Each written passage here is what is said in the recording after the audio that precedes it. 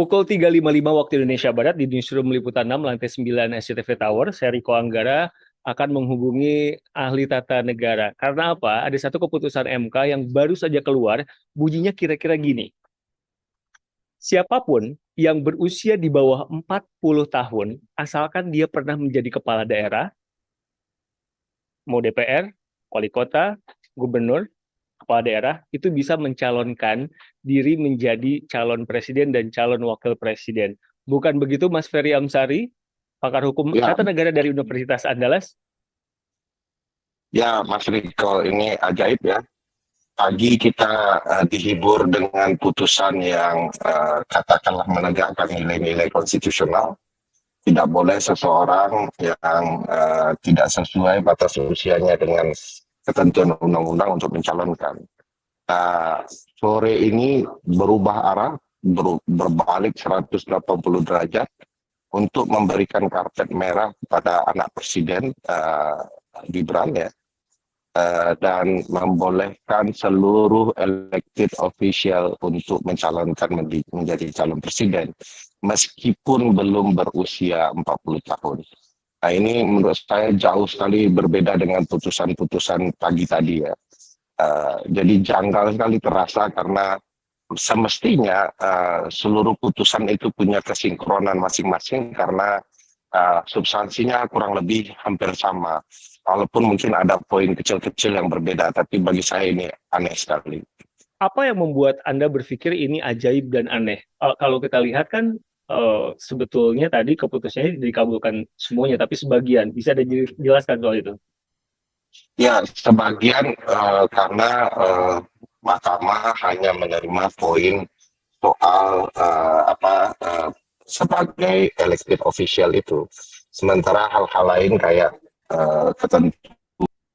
Sinyalnya mungkin buruk, tapi gampangnya kalau saya boleh kasih kesimpulan tadi, sejak pagi kami memperhatikan Mahkamah Konstitusi. Ada sejumlah gugatan yang diputuskan hari ini.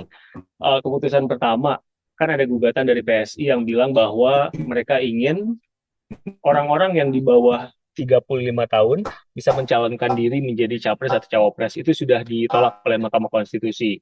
Gugatan berikutnya dari Emil Dardak dan juga 4 kepala daerah lain juga ditolak. Mas Ferry udah bisa mendengar suara saya. Ya, Mas. Nah, tadi sinyalnya jelek. Oke, Mas Fer, saya ulangi lagi pertanyaan saya. Eh, Awam, gambarkan kepada kami soal dikabulkan sebagian, itu maksudnya gimana? Ya, jadi tidak seluruh pokok permohonan dari pemohon itu dikabulkan.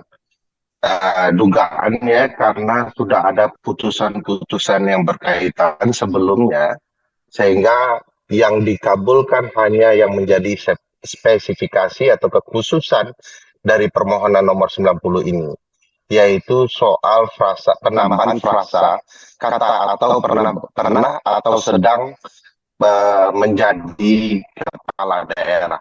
Jadi ini kekhususan nomor 90.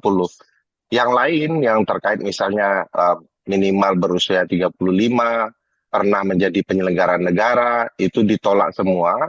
Dan ya ada nuansa yang berbeda lah yang menurut MK ini perlu ditegaskan di putusan 90. Yang menurut saya itu janggal. Harusnya MK sedari pagi menyampaikan bahwa apa yang tidak boleh, apa yang boleh. Harus diingat, hakim yang menyatakan putusan di nomor 90 adalah hakim dissenting di nomor sebelumnya. Ya. Apa yang membuat dia jadi beda putusannya? Halo. Jadi hakim yang memutus perkara ini adalah hakim yang tadi dissenting opinion di putusan sebelumnya. Ya, jadi itu janggalnya ya. Mereka kemudian seolah-olah membangun drama tersendiri dalam perkara ini. Dibiarkan semua publik bergembira bahwa MK sesuai jalur, tetap kemudian memberikan pembatasan usia, tapi kemudian di ujung-ujung berubah sama sekali. Jadi ada perubahan yang signifikan di putusan nomor 90 ini yang membuka celah bagi Gibran untuk bisa berpasangan dengan calon presiden. Jadi ini sengaja saya tidak tahu ya, ini bagian dari drama yang mau dimainkan atau memang ini sudah melalui pertimbangan hukum yang baik. Kalau dilihat memang menurut saya ini akal-akalan MK saja untuk membiarkan ada pengistimewaan untuk Gibran ya. Kenapa Anda bilang ini akal-akalan? Ya karena sedari awal sebenarnya sudah bisa diputus. Kalau memang mau MK menyatakan ada pengecualian, walaupun yang pertama hanya soal batas usia 35, MK bisa membangun atau kan gitu ya. Kami tetap di 40 atau dikaitkan dengan pengalaman. Jadi itu selesai. Sehingga orang tidak melihat kesannya MK betul-betul menjaga marwah konstitusi, beberapa putusan, di akhirnya MK berbelok sama sekali. Jadi ada Oke, drama yang sedang dibangun ya. saya ngerti maksud Anda karena di keputusan sebelumnya adalah 40 tahunnya boleh, tapi nggak boleh tuh jadi penyelenggara negara. Tapi kenapa di perkara 90 ini tiba-tiba jadi boleh? Itu ya maksud yang ingin coba Anda Ya, bilang gitu ya. walaupun cuman dibedakan kalau penyelenggara negara kan semua penyelenggara negara. Yang Hmm. MK maksud hanya elected official, penyelenggara negara yang melalui proses pemilihan umum. Jadi itu kan hal yang sebenarnya tidak terlalu signifikan ya perbedaannya. Tinggal dijelaskan saja di putusan sebelumnya. Kenapa kemudian di ujung baru MK sampaikan dan menyatakan membatalkan putusan-putusan yang sebelumnya. Jadi putusan ini mengecualikan putusan-putusan yang pagi hari itu. Hmm. Eh, saya juga mencatat dikabulkan sebagian maksudnya yang diminta kan yang diminta itu kan pernah menjadi kepala daerah, tapi ternyata MK mengabulkan lebih dari itu dengan pernah menduduki jabatan yang dipilih publik. Jadi DPR, DPD, DPRD, gubernur, bupati, wali kota itu Hmm. bisa maju gitu ya, walaupun kurang dari 40 tahun Sepanjang pernah ikut pemilu. sepanjang pernah ikut pemilu. Um, Pemilu itu kan pileg ya. mm. Jadi gampangnya kalau saya umur 23 tahun, misalkan saya umur 23 tahun, tapi saya pernah ikut pemilu dan pernah menjabat sebagai list yang tadi saya bilang, DPR, DPRD, wali kota, itu bisa jadi capres dan Yes, cawapres. yes, Oke. Nah, kan beberapa ahli tata negara seperti Anda eh, bilang bahwa sesuatu yang berhubungan dengan usia dan yang kayak gini-gini itu harusnya diputuskan oleh pembuat undang-undang. ya. Itu gimana? Kalau udah kayak Jadi gini? berdasarkan pasal 6 ayat 2 Undang-Undang Dasar dijelaskan syarat-syarat sebagai calon presiden diatur lebih lanjut dengan undang-undang. Jadi ada kalimat open legal policy, maksudnya diserahkan pendelegasiannya dari undang-undang dasar kepada pembuat undang-undang. Nah, biasanya oleh MK ini dibiarkan pembuat undang-undang mengaturnya. Nah, sekali ini berdasarkan putusan MK yang lain, cuma satu-satunya yaitu putusan terkait pimpinan Mahkamah Konstitusi, maka MK membiarkan potensi orang yang di bawah 40 tahun dapat mengajukan calon sepanjang mereka pernah berpengalaman menjadi elected official atau penyelenggara negara yang pernah dipilih dalam pemilu. Jadi anehnya menurut saya sepanjang putusan MK sebelumnya, MK selalu menyatakan kami tidak bisa menafsirkan karena ini adalah wewenang pembentuk undang-undang. Silakan Anda salurkan aspirasi Anda ke DPR dan pemerintah dalam proses pembentukan undang-undang.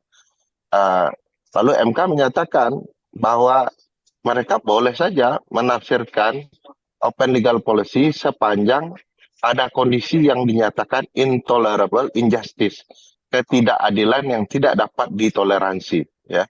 Padahal konsep ini sebenarnya Mas Riko adalah konsep kalau terjadi pelanggaran HAM berat misalnya, orang tidak bisa lagi mengatakan mentoleransi kejadian itu sehingga dia harus kemudian memperjuangkan keadilan. Ini tidak untuk ruang politik sebenarnya. Untuk ruang politik diperbolehkan pembatasan hak berdasarkan pasal 28J Undang-Undang Dasar 1945. Mereka sepanjang diatur oleh undang-undang boleh saja dibatasi hak-hak itu termasuk syarat usia gitu. Hmm. Oh, jadi yang ingin coba Anda katakan adalah sebetulnya bukan masalah siapa dan usianya, tapi prosesnya itu. Betul. Jadi mestinya menurut saya ya, ini bukan soal usia 35 boleh, 40 boleh, tidak. Tapi apa kesepakatan politik pembentuk undang-undang, batas usia mana yang layak, karena membentuk undang-undang kan melalui kajian ya, melalui naskah akademik, bukan serampangan juga menentukan angka 35 dan 40. Nah, itu yang menurut konstitusi ya jalankan proses itu. Nah, yang terjadi saat ini adalah masalahnya, ini 3 hari lagi pendaftaran calon presiden baru diputus.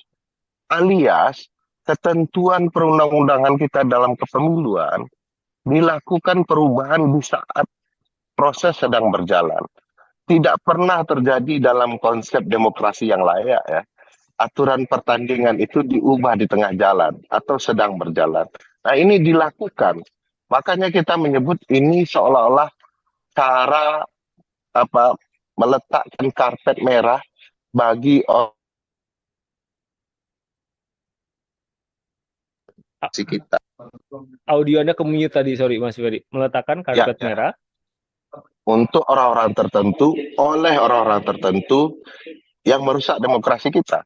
Coba bayangkan Mas Riko, pemohon yang mengajukan perkara ini salah satunya PSI, ketua umumnya adalah adik Mas Gibran. Ketua Mahkamah Konstitusi ya, adalah pamannya Mas Gibran. Pihak termohon, pemerintah, adalah bawahannya ayah Mas Gibran. Yang semuanya bicara keuntungan konstitusional bagi Mas Gibran. Jadi ini Republik Mas Gibran atau Republik Rakyat Indonesia begitu. Tapi perkara 90 ini kan yang ngajuin Betul. bukan yang Saya tadi Anda sebutkan. saya ingin mengatakan bahwa pihak pemohon diantaranya adalah ketua umum partai. Nah, apakah MK ya mencoba cherry picking ya, mana yang paling tepat di antara pemohon ini yang dikabulkan untuk mengkamuflase kepentingan politiknya? Bagi saya sangat jelas. Ya, kenapa perkara ini dikumpulkan dalam satu buah persidangan, lalu kemudian mana yang dipilih yang untuk tidak dikabulkan dan mana yang dikabulkan, bagi saya punya relasi saja. Nah, harus diingat pernyataan hakim sendiri bahwa dalam pokok permohonan, pemohon yang dikabulkan ini tidak terlalu jelas, bahkan menggunakan titik-titik kode tertentu. Jadi permohonan mereka belum tuntas gitu ya. Mahkamah lah yang memberi masukan bagaimana kemudian titik-titik itu diisi. Jadi bagi saya tidak sehat juga mahkamah mencari-cari ruang untuk agar pemohon bisa mendapatkan apa yang mereka inginkan. Hmm. Kalau saya catat pemohonnya itu Almas Syaki Biru. Ya. Mhm.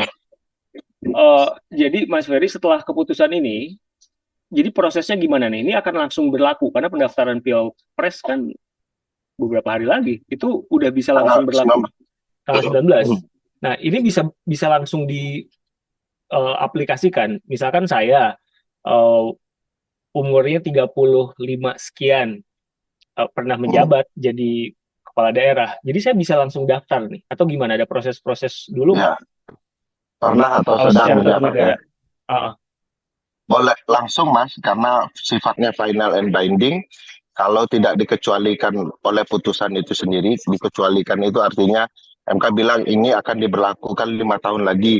Maka dengan sendirinya setelah pembacaan putusan, dia segera berlaku. Oke, jadi kita tampaknya akan melihat apakah itu kejutan atau tidak nanti ya di tanggal pendaftaran capres dan cawapres. Mas Ferry, kasih kita insight dong, secara keilmuan, secara Anda ahli tata negara, bagaimana kita warga mendudukan ini? Apa yang mesti kita lihat lebih detail, mana yang lebih jelas dan mana yang eh, harusnya kita dudukan dengan benar. Ya, pada prinsipnya semua orang punya hak. pada dasarnya hak itu dilindungi oleh konstitusi kita. Nah, juga perlu disadari oleh publik bahwa ada pembatasan hak agar aturan main dalam bertata negara bisa berjalan dengan baik. Nah, sekarang pembentuk undang-undang